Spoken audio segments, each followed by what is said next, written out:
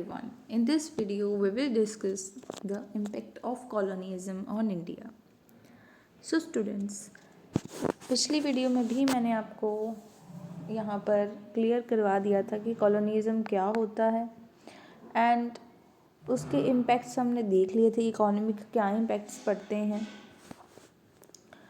अब इस वीडियो में हम डिस्कस करेंगे कि कॉलोनिज़म के क्या इम्पैक्ट पड़े इंडिया पर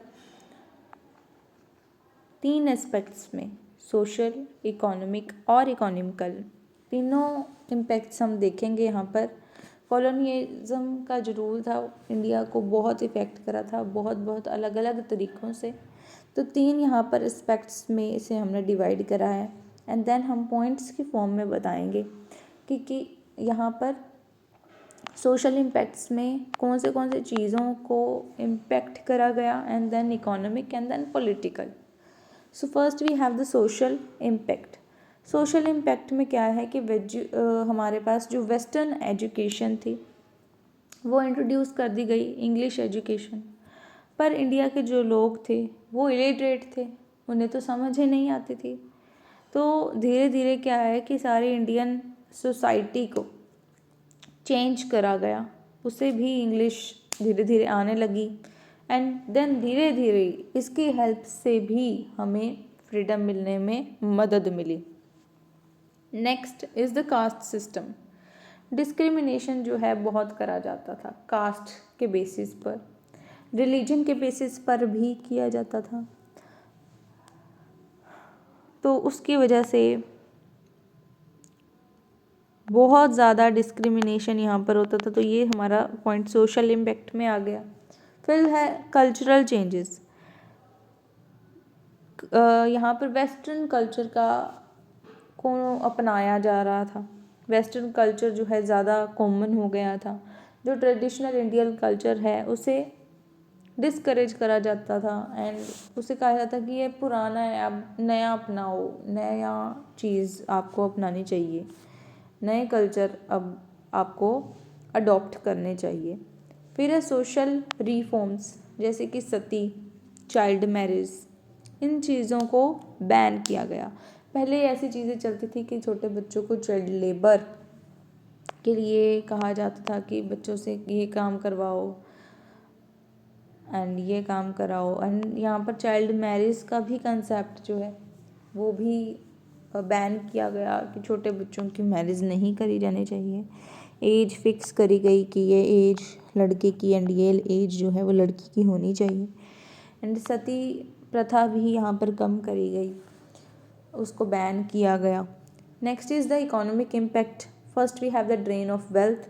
ब्रिटिशर्स सारे money, raw materials, resources India से ले गए, जिसकी वजह से इंडिया पुअर हो गया।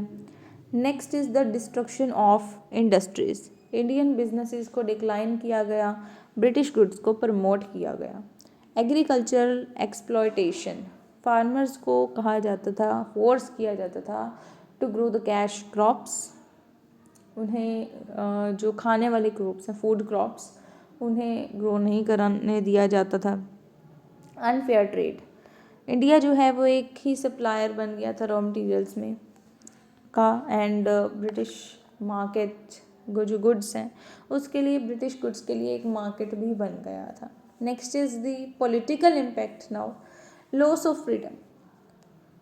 इंडिया के पास कोई गवर्नमेंट नहीं थी, सब कुछ जो है कौन कंट्रोल कर रहा था? ब्रिटिशर्स।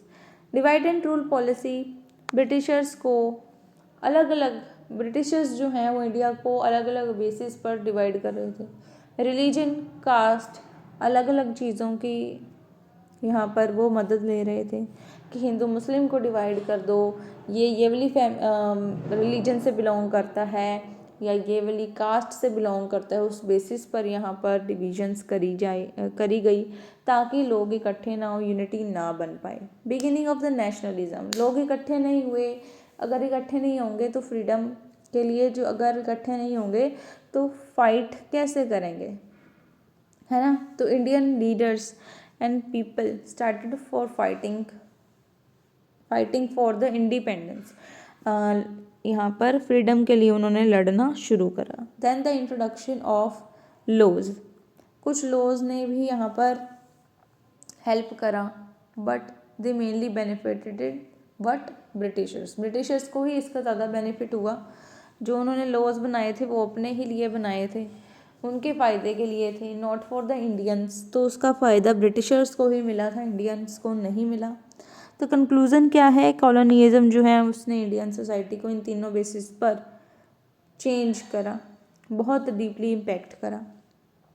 सोशल रिफॉर्म्स हुए जिससे पॉवर्टी, इनइक्वालिटी एंड फ्रीडम का लॉस हुआ। फिर धीरे धीरे नेशनलिज्म का जब राइज हुआ तब फिर धीरे धीरे इंडिपेंडेंस जो है वो हमारे हाथ में आनी शुरू हो। ठीक है जी, यहाँ पर कॉलोनियलिज्म का पूरा टॉपिक 3 वीडियोस में हमने आपको कवर कर दिया है। अगर आपको कॉलोनियलिज्म समझ नहीं आ रहा क्या है तो मेरी ये तीनों वीडियोस को ध्यान से ज़रूर देखिएगा। बिल्कुल ईजी सा टॉपिक है, एक ही बात को बार बार अलग अलग वेज में लिखा गया है। आपको ये वीडियो बिल्कुल भी हेल्पफुल लगी हो तो इस वीडियो को लाइक कीजिएगा एंड मेरे चैनल को सब्सक्राइब कीजिएगा और अपने फ्रेंड्स के साथ ये वीडियो शेयर ज़रूर करिएगा। Thank you very much.